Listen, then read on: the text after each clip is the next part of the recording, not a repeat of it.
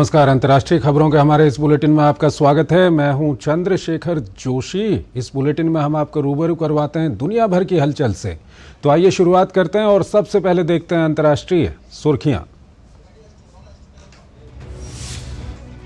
प्रधानमंत्री नरेंद्र मोदी को प्रदान किया गया भूटान का सर्वोच्च नागरिक सम्मान। पीएम ने 140 करोड़ भारतीयों को किया समर्पित। भारत भूटान संबंधों में मजबूती के लिए 7 समझौता ज्ञापनों पर हुए हस्ताक्षर। भूटान के पीएम और राजा से भी मिले प्रधानमंत्री।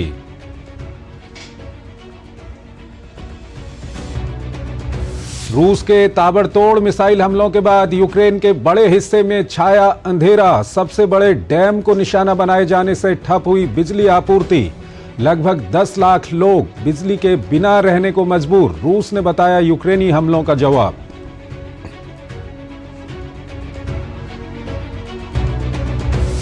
भीषण होता जा रहा है इजराइल हमास संघर्ष। गाजा के मुख्य अस्पताल में इजरायली सेना ने तेज किया अभियान। पकड़े गए हमास और इस्लामी जिहाद के सैकड़ों आतंकी। इजराइल ने फिर दोहराया रफा में सैन्य अभियान का पक्का इरादा। यूएन सुरक्षा परिषद में गिरा इजराइल हमास संघर्ष विराम पर अमेरिकी प्रस्ताव। संघर्ष विराम को इजरायली बंधकों की रिहाई की शर्त से जोड़ने का रूस और चीन ने किया विरोध। दोनों ने प्रस्ताव को किया वीटो। फ्रांस ने नया प्रस्ताव लाने की कही बात।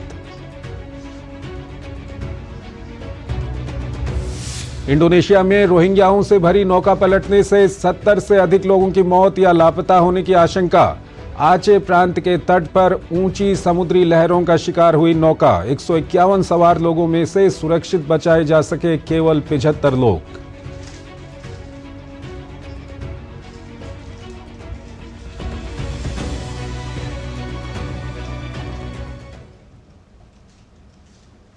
और आइए सबसे पहले आपको लिए चलते हैं एशिया की ओर।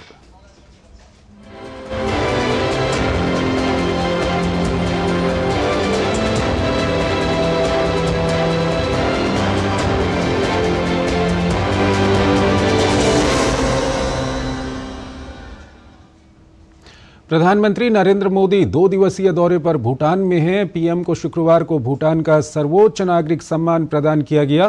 पीएम ने इसे 140 करोड़ देशवासियों को समर्पित किया। पीएम के भूटान में गर्मजोशी से पीएम का स्वागत हुआ। पीएम ने भूटान के अपने समकक्ष और भूटान के राजा से भी मुलाकात की। दोनों देशों के बीच संबंधों को और मजबूती देते हुए 7 समझौता ज्ञापनों पर हस्ताक्षर भी किए गए। कदरीन से ताशी दे ले, यही अपनापन हमारे रिश्ते को अनूठा बनाता है। और अभी मैं कल्चरल कार्यक्रम देख रहा था। जिस प्रकार से भारत की विशेषताओं को, भारत के सांस्कृतिक परंपराओं को, भारत के गीत संगीत नृत्य को और खास करके मेरे गुजरात को आपने जिस प्रकार से यहां प्रस्तुत किया, कितने दिन मेहनत की होगी इसका मैं अंदाज लगा सकता हूं। लेकिन भारत आपके दिल में बसता है, तभी तो ऐसा आयोजन होता है। ताशिचो दजोंग में भारत भूटान की संस्कृति के विलक्षण दर्शन। पीएम मोदी और वहां के प्रमुख नेताओं की मौजूदगी में बेहद यादगार अवसर रहा। इस मौके पर प्रधानमंत्री नरेंद्र मोदी को भूटान के सर्वोच्च नागरिक सम्मान ऑर्डर ऑफ द ड्रुक गयाल्पो प्रदान किया गया। इसे पीएम मोदी ने 140 करोड़ देशवासियों को समर्पित किया। आज एक भारतीय के नाते मेरे जीवन का बहुत बड़ा दिन है। आपने मुझे भूटान के सर्वोच्च राष्ट्रीय अवार्ड से सम्मानित किया है। हर अवार्ड अपने आप में विशेष होता ही है, लेकिन जब किसी अन्य देश से अवार्ड मिलता है तो ये भरोसा मजबूत होता है कि हम दोनों देश सही दिशा में आगे बढ़ रहे हैं। प्रधानमंत्री नरेंद्र मोदी ने भूटान के प्रधानमंत्री शेरिंग टोब्गे से मुलाकात की। दोनों देशों के बीच रेल लिंक स्थापित करने, पेट्रोलियम पदार्थों की सप्लाई, ऊर्जा दक्षता, फार्मा मानकीकरण, अंतर्राष्ट्रीय क्षेत्र में ज्वाइंट एक्शन प्लान, खाद्य मानकीकरण संस्थाओं के बीच सहयोग, युवा एवं खेल मामलों और शिक्षा में सहयोग सहित कुल 7 समझौता ज्ञापन पर हस्ताक्षर किए गए। पीएम ने 13वीं पंचवर्षीय योजना के लिए भूटान को सहयोग करने की बात भी कही। हमेशा की तरह भूटान सरकार की 13वीं पंचवर्षीय योजना के लिए भी हमारा पूरा सहयोग और समर्थन रहेगा। मैं भूटान के मेरे भाई बहनों के बीच ये घोषणा भी करना चाहता हूं कि अगले 5 वर्षों में भारत सरकार इस दिशा में 10,000 करोड़ रुपए का सहयोग करेगी। हमारे रिश्तों की घनिष्ठता का आधार B2B के साथ साथ P2P भी है। B2B यानी भारत टू भूटान और P2P यानी पीपल टू पीपल हमारा कनेक्ट। प्रधानमंत्री नरेंद्र मोदी का राजधानी थिम्पू में ताशी छोड़जोंग परिसर में औपचारिक स्वागत किया गया।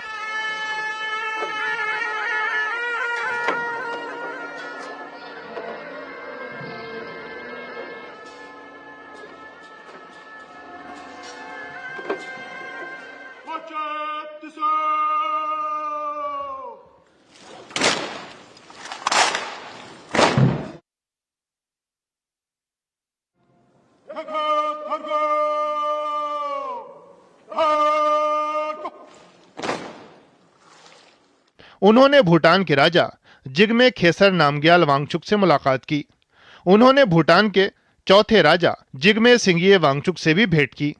पीएम ने दोनों देशों के संबंधों को अटूट बताया। भूटान के लोग भी यह जानते हैं, मानते हैं कि भारत उनका परिवार है। हमारे संबंध अटूट है, हमारी मित्रता अटूट है,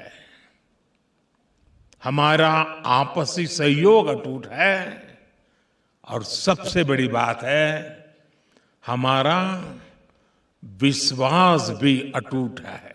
इससे पहले प्रधानमंत्री नरेंद्र मोदी का पारो एयरपोर्ट पर भूटान के प्रधानमंत्री ने गले लगाकर स्वागत किया। उन्होंने प्रधानमंत्री को बड़ा भाई कहकर संबोधित किया। पीएम को गार्ड ऑफ ऑनर देकर उनका औपचारिक स्वागत किया गया। उनकी यात्रा का पहला दिन दोनों देशों के बीच संबंधों की एक नई परिभाषा को गढ़ने वाला रहा।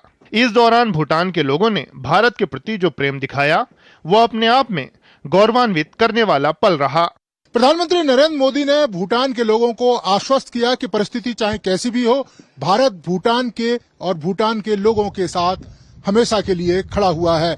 इसके साथ ही प्रधानमंत्री मोदी ने कहा कि भारत और भूटान मिलकर road connectivity, rail connectivity, air connectivity और वाटर कनेक्टिविटी पर मिलकर काम कर रहे हैं। प्रधानमंत्री ने कहा कि आने वाले 5 सालों में भारत भूटान को 10,000 करोड़ की सहायता देगा ताकि भूटान जल्द ही उच्च आय वाले देशों में शामिल हो सके। कैमरामैन लोका के साथ नीरज सिंह, डीडी न्यूज, भूटान। अगली खबर की ओर चलते हैं। इजरायली सेना ने गाजा में अपना सैन्य अभियान एक बार फिर तेज कर दिया है। इजराइल हमास और इस्लामी जिहाद के आतंकियों को ठिकाने लगा रहा है। इस बीच हमास ने भी इजरायली टैंकों को निशाने बनाने का वीडियो जारी किया है। इस बीच संघर्ष विराम को लेकर इजरायली प्रधानमंत्री बेंयामिन नेतन्याहू और अमेरिकी विदेश मंत्री ब्लिंकन की मुलाकात हुई है। लगभग 6 महीने से जारी इजराइल हमास संघर्ष और भीषण होता जा रहा है। इजरायली सेना ने गाजा में अपना सैन्य अभियान तेज कर दिया है। हमास और इस्लामी जिहाद के आतंकी ठिकानों को ढूंढ ढूंढ कर निशाना बनाया जा रहा है। उत्तरी गाजा में धमाकों और गोलीबारी की आवाजें गूंजती रही। शुक्रवार को 2 धमाकों के बाद धुआं उठता देखा गया। इजरायली सेना ने हमास के ठिकानों पर हवाई हमले भी तेज कर दिए हैं।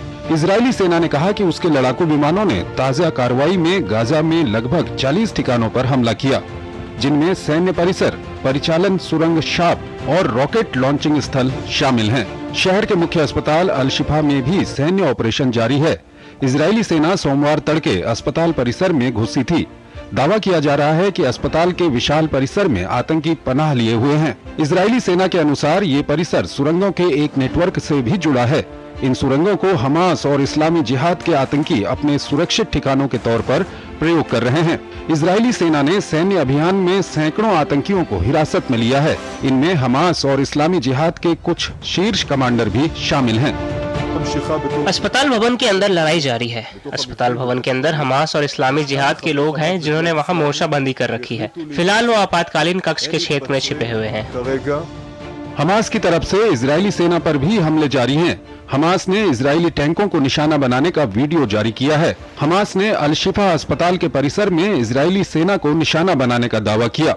संघर्ष भले ही भीषण होता जा रहा हो, लेकिन संघर्ष विराम के प्रयास भी तेज होते दिखाई दे रहे हैं। अमेरिकी विदेश मंत्री एंटनी ब्लिंकन संघर्ष छिड़ने के बाद क्षेत्र का छठी बार दौरा कर रहे हैं। इजरायली राजधानी तेल अवीव में प्रधानमंत्री बेंयामिन नेतन्याहू के साथ मुलाकात में ब्लिंकन ने संघर्ष विराम की संभावनाओं पर चर्चा की। इस बार के अमेरिकी प्रयास इसलिए और अहम है क्योंकि पहली बार अमेरिका तुरंत संघर्ष विराम लागू करने पर जोर दे रहा है। इजराइल पहुंचने से पहले अमेरिकी विदेश मंत्री मिस्र और सऊदी अरब गए। मिस्र की राजधानी काहिरा में ब्लिंकन अरब देशों के विदेश मंत्रियों से मिले थे, जिनमें मिस्र, जॉर्डन, कतर और सऊदी अरब के विदेश मंत्री, संयुक्त अरब अमीरात के अंतर्राष्ट्रीय सहयोग मामलों के राज्य मंत्री और फलस्तीनी लिबरेशन ऑर्गेनाइजेशन के महासचिव शामिल थे। काहिरा में अमेरिकी विदेश मंत्री ने इजराइल और सऊदी अरब के बीच रिश्ते सामान्य होने की दिशा में प्रगति का संकेत दिया था। रिश्ते सामान्य करने के लिए कई महीनों से जारी प्रयासों पर बहुत अच्छी चर्चा हुई है। इस दिशा में काम आगे बढ़ रहा है। हम प्रयास जारी रखेंगे। मुझे विश्वास है कि हम एक समझौते तक पहुंच सकते हैं जो दोनों देशों के लिए ऐतिहासिक होगा। इस बीच रमजान के दूसरे शुक्रवार को यरूशलेम में कड़ी सुरक्षा रही। साप्ताहिक नमाज के लिए पश्चिमी तट की तरफ से अल अक्सा की तरफ आने वाले लोगों की सघन तलाशी ली गई। वहीं गुरुवार को यरूशलेम की पश्चिमी दीवार के पास इजरायली एकत्र हुए। यहाँ उन सभी इजरायली बंधकों की सुरक्षित वापसी की प्रार्थना की गई, जिन्हें 7 अक्टूबर को हमास के आतंकी हमले के दौरान बंधक बनाया गया था। इंडोनेशिया में रोहिंग्याओं से भरी एक नौका दुर्घटनाग्रस्त हो गई है। इसमें कम से कम 70 लोगों की मौत होने या लापता होने की बात सामने आई है। बताया गया है कि नौका पर 151 लोग सवार थे। इनमें से 75 को स्थानीय राहत बलों ने सुरक्षित निकाल लिया, जबकि बाकी को मृत या लापता मान लिया गया है।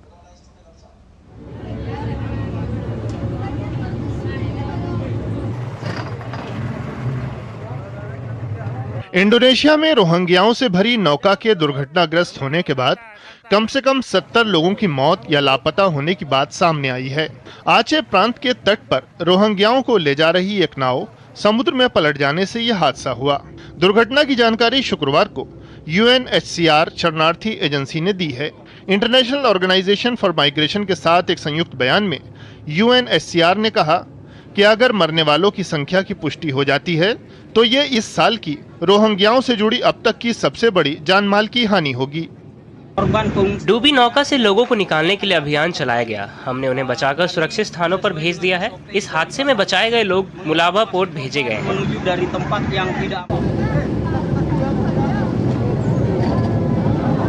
इंडोनेशिया के अधिकारियों को इस घटना की खबर उस समय लगी जब मछुआरों ने सूचना दी कि ऊंची समुद्री लहरों की वजह से एक नौका उल्टी पड़ी मिली है।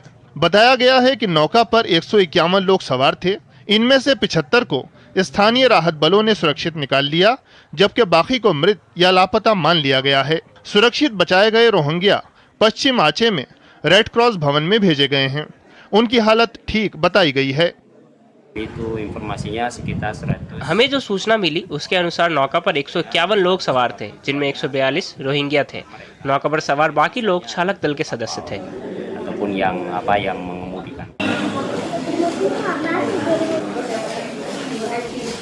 बीते कुछ वर्षों में म्यांमार से रोहिंग्याओं की एक बड़ी तादाद ने दक्षिण एशियाई देशों का रुख किया है।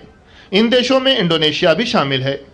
UNHCR के अनुसार पिछले साल 2300 से अधिक रोहिंग्या इंडोनेशिया पहुंचे थे।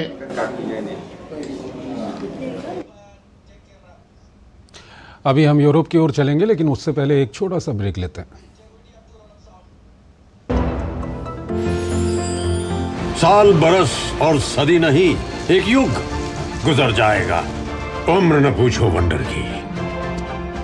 जब फर्क नजर आएगा। वंडर सीमेंट, फर्क नजर आएगा। तुम्हें पता है इन्वेस्टर्स के लिए एक इन्वेस्टर प्रोटेक्शन फंड होता है IPF, लेकिन अगर तुम्हारा ट्रेड एक्सचेंज पर एग्जीक्यूट नहीं हुआ या फिर कोई गारंटीड रिटर्न्स वाली स्कीम है तो ये IPF आपकी मदद नहीं कर सकता है। और अगर आपका ब्रोकर ही डिफॉल्टर बन जाए तो फिर IPF आपको कॉम्पेंसेशन दिला सकता है। कहाँ से सीखा? NSE की साइट पर।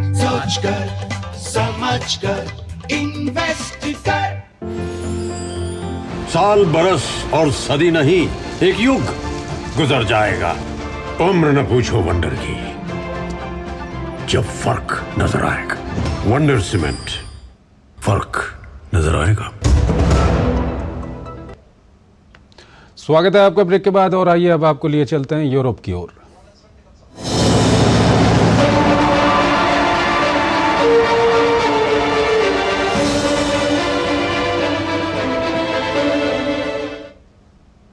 रूस और यूक्रेन के बीच युद्ध लगातार भीषण बना हुआ है। इस बीच यूक्रेन के ऊर्जा से जुड़े ठिकानों पर मिसाइल हमलों के बाद बिजली की भारी कमी पैदा हो गई है।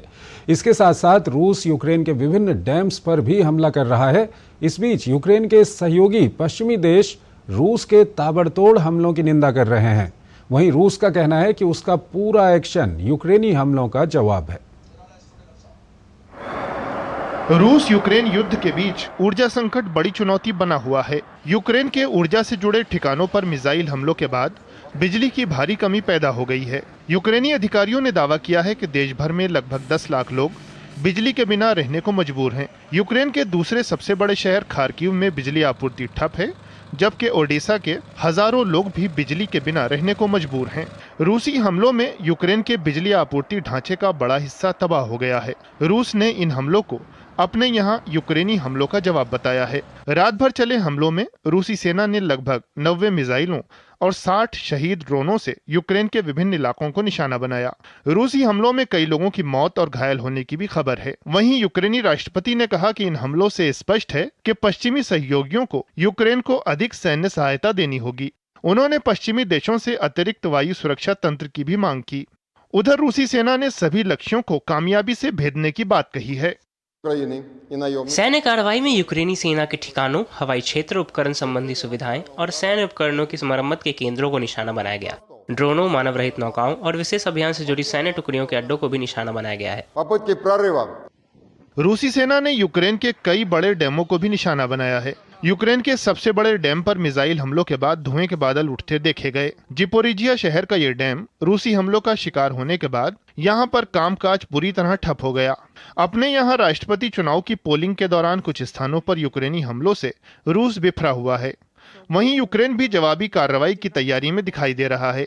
यूक्रेन की उप प्रधानमंत्री ने रूसी तेल रिफाइनरी पर हमलों से बचने की अमेरिकी सलाह के जवाब में कहा कि ये तेल रिफाइनरियां बिल्कुल वैध सैन्य लक्ष्य हैं।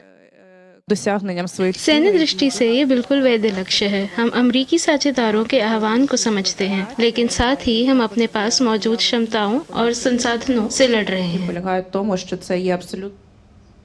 यूक्रेन के सहयोगी पश्चिमी देश रूस के ताबड़तोड़ हमलों की निंदा कर रहे हैं। जवाब में रूस का कहना है कि उसका पूरा एक्शन यूक्रेनी हमलों का जवाब है। राष्ट्रपति चुनाव के दौरान यूक्रेनी हमलों के फौरन बाद रूस ने चेतावनी दी थी कि वो इसका कड़ा जवाब देगा। एक छोटा सा ब्रेक।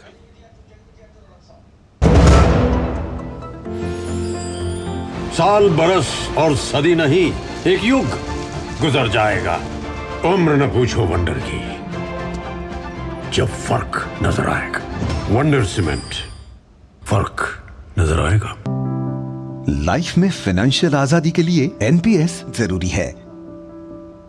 रिटायरमेंट में फाइनेंशियल आजादी रहे जारी, एनपीएस से आज ही करे तैयारी। एनपीएस जरूरी है।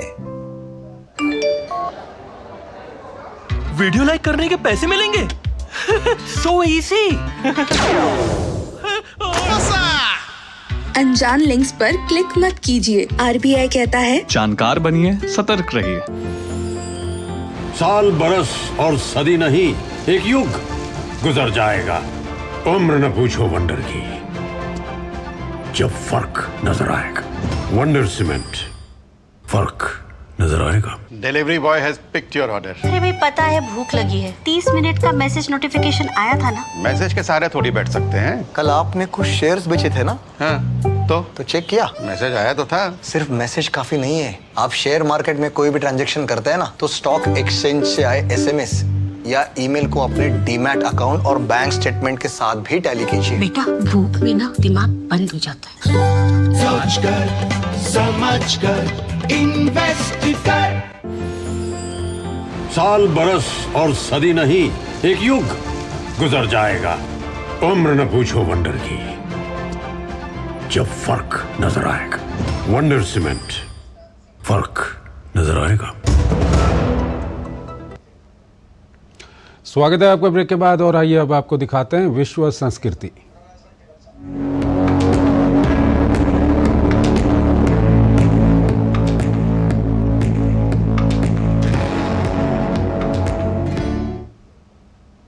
दुनिया भर में मूंगे की चट्टानों या कोरल रीफ के सामने ब्लीचिंग का खतरा बढ़ रहा है। लगभग 25% समुद्री जीवन कोरल रीफ पर निर्भर रहता है। इस सब के बीच थाईलैंड ने 2016 में मूंगे के प्रजनन की परियोजना शुरू की। परियोजना के तहत मूंगे को लैब में विकसित करके समुद्र में वापस छोड़ा जाता है। आपको बता दें कि प्रयोगशाला में विकसित मूंगे की समुद्र में जीवित रहने की दर 90% के करीब है। करोड़ों की संख्या में पानी में तैरते ये गुलाबी पदार्थ कोई मामूली चीज नहीं है, बल्कि पारिस्थितिकी तंत्र को बचाने के लिए कुदरत का वरदान है। दरअसल ये गुलाबी पदार्थ मूंगे की चट्टानें यानी कोरल रीफ के अंडे और शुक्राणु हैं, जो इन मूंगों के प्रजनन चक्र के दौरान बन रहे हैं। जलवायु परिवर्तन के कारण ये कोरल रीफ दुनिया में अधिकांश जगहों पर विनाश की कगार पर है। समुद्र का तापमान बढ़ने से कोरल ब्लीचिंग यानी कोरल अपना रंग खो देते हैं और सफेद हो जाते हैं, जिससे वो मरने की कगार पर पहुंच जाते हैं। US national oceanic and atmospheric administration के मुताबिक दुनिया चौथे बड़े कोरल ब्लीचिंग की कगार पर खड़ी है। NOAA के अनुसार मूंगे की चट्टानें मछली पालन में महत्वपूर्ण भूमिका निभाती हैं और मछली सहित लगभग 25% समुद्री जीवन कोरल रीफ पर निर्भर करता है। इसलिए इनकी अहमियत को ध्यान में रखते हुए दुनिया भर में इन्हें बचाने के प्रयास चल रहे हैं। थाईलैंड की सरकार ने भी इसके मद्देनजर वैज्ञानिकों की सलाह पर 2016 में मूंगे के प्रजनन की परियोजना शुरू की, जिसका लक्ष्य लुप्त होती मूंगे की चट्टान को फिर से भरने और उनके और अधिक क्षरण को रोकना था।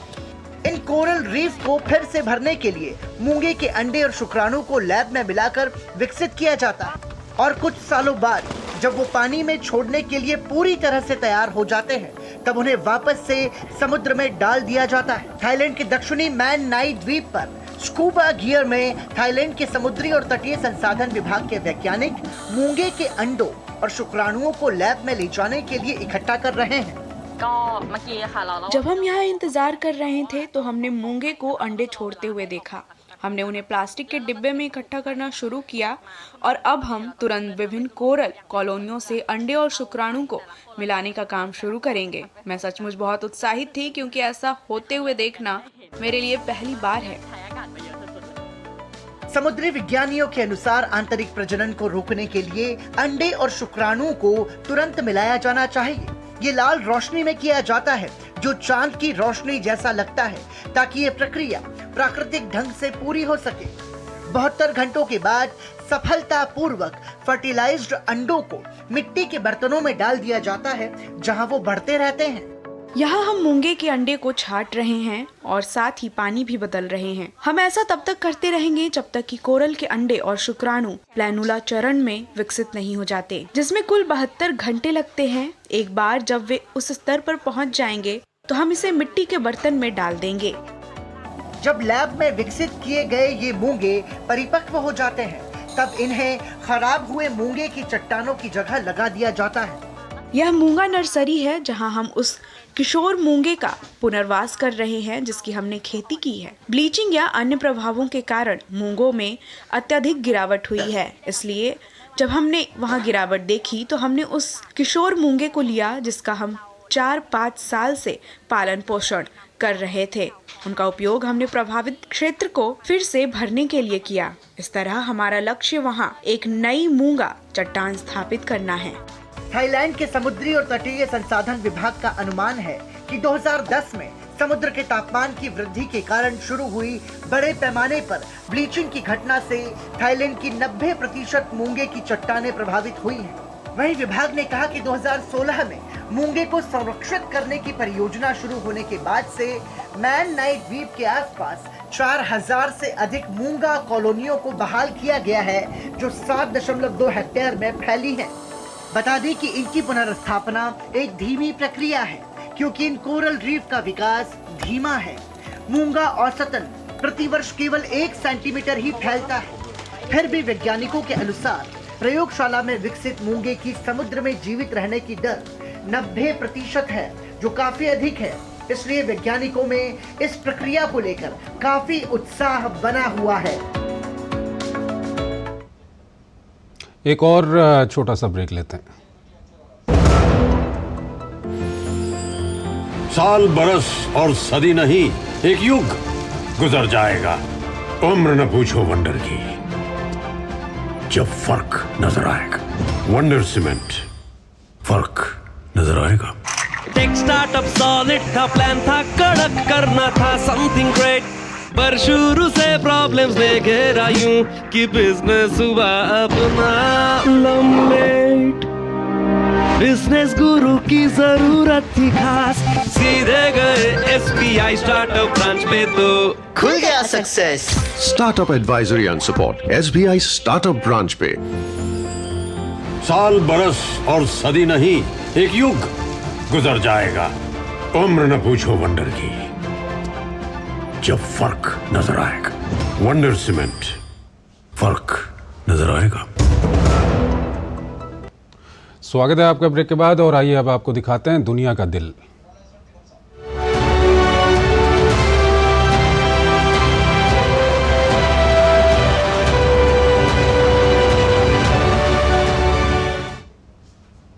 संयुक्त राष्ट्र ने एक रिपोर्ट जारी कर बताया कि केवल 1 साल में मोबाइल फोन और अन्य उपकरणों से लगभग 62 मिलियन टन कचरे का उत्पादन हुआ है। इस तरह के इलेक्ट्रॉनिक कचरे में मरकरी जैसे खतरनाक और दूसरे जहरीले पदार्थ शामिल हो सकते हैं। ये पर्यावरण के साथ ही स्वास्थ्य के लिए भी खतरा साबित हो सकता है। आज इलेक्ट्रॉनिक वेस्ट विश्व के सामने एक बड़ी चुनौती बनकर उभरा है। संयुक्त राष्ट्र ने एक रिपोर्ट जारी कर बताया है कि केवल 1 साल में मोबाइल फोन और अन्य उपकरणों से करीब 62 मिलियन टन कचरे का उत्पादन हुआ है। इतना ही नहीं, इस रिपोर्ट में साल 2030 तक इसके 80 मिलियन टन होने की आशंका जताई जा रही है। इलेक्ट्रॉनिक वेस्ट या फिर ई वेस्ट ऐसा कचरा होता है जिसमें बिजली के प्लग या बैटरी वाली कोई भी फेंकी गई वस्तु शामिल होती है। इसमें मरकरी खतरनाक और दूसरे जहरीले पदार्थ शामिल हो सकते हैं। ये पर्यावरण के साथ ही स्वास्थ्य के लिए भी खतरा साबित हो सकते हैं। हमने देखा कि 2022 में विश्व में रिकॉर्ड मात्रा में इलेक्ट्रॉनिक कचरा उत्पादन हुआ है। इसकी मात्रा 62 बिलियन किलोग्राम उत्पन्न हुई और ये पूरी दुनिया में प्रति व्यक्ति 7.8 किलोग्राम के बराबर है। और ये रिकॉर्ड स्तर पर है, और ऐसा इसलिए है क्योंकि दुनिया भर में इन वस्तुओं की खपत अभी भी बढ़ रही है। ई कचरे का समाधान जल्द ही नहीं किया गया तो ये दुनिया के लिए एक बड़ा खतरा साबित हो सकती है। इंटरनेशनल टेलीकम्युनिकेशन यूनियन ने बताया कि ई कचरे पर अंकुश लगाने के लिए आवश्यकता है कि निर्माता विभिन्न उत्पादों को अल्प जीवन चक्र न दें। इसके बजाय इन उत्पादों को इस तरह बनाया जाए जिससे कि वो लंबे वक्त तक टिक पाएं, और साथ ही इसे इस तरह बनाया जाए कि उत्पादों को खराब होने पर आसानी से ठीक करवाया जा सके या उसे रिसाइकल किया जा सके। निजी क्षेत्र अपने लाभ से परे नहीं देखते हैं। मेरा मानना है कि निजी क्षेत्र को खुद को एक अच्छे नागरिक के रूप में कल्पना करनी होगी। यदि वे ये सुनिश्चित करने के लिए उपाय करेंगे कि जिम्मेदार उपभोक्तावाद हो तो उन्हें भी लाभ होगा। गौरतलब है कि ई कचरे का उत्पादन सालाना 2.6 मिलियन टन की गति से आगे बढ़ रहा है।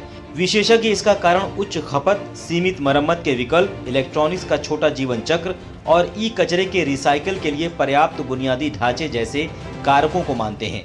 इसके साथ ही ऊर्जा खपत को कम करने के लिए डिजाइन की गई वस्तुएं जैसे फोटोवोल्विक पैनल ने भी ई कचरे के बढ़ते उत्पादन में योगदान दिया है। 2022 में करीब 600 मिलियन किलोग्राम फोटोवोल्टिक पैनल बर्बाद होने का अनुमान लगाया गया था। तो अंतर्राष्ट्रीय खबरों के हमारे इस बुलेटिन में आज इतना ही। आप हमारी पूरी टीम को इजाजत दीजिए। नमस्कार।